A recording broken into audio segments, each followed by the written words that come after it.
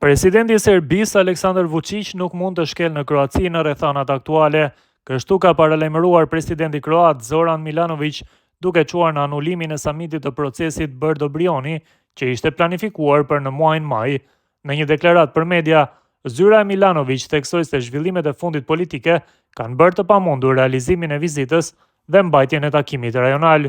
Deklaratat e veprimet politike të presidentit të Republikës së Serbisë Aleksandar Vučić, të cilat i kemi parë në ditët dhe javët e fundit, janë në kundërshtim të plot me qëllimin e procesit të Brdo Brioni, duke prishur marrëdhënie ndërshtetërore dhe duke kërcënuar paqen dhe stabilitetin në zonën e Europës juglindore.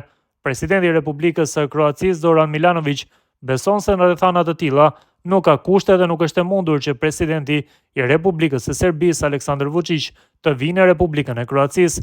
Thuhet në njoftim, sipas autoriteteve kroate, krerët e shteteve pjesëmarrëse janë informuar për vendimin për anullimin e samitit, ndërsa një datë e re për samitin do të caktohet pasi të plotësohen kushtet në konsultim me presidenten e Slovenisë, Nataša Musar, si bashkëkryetare e procesit.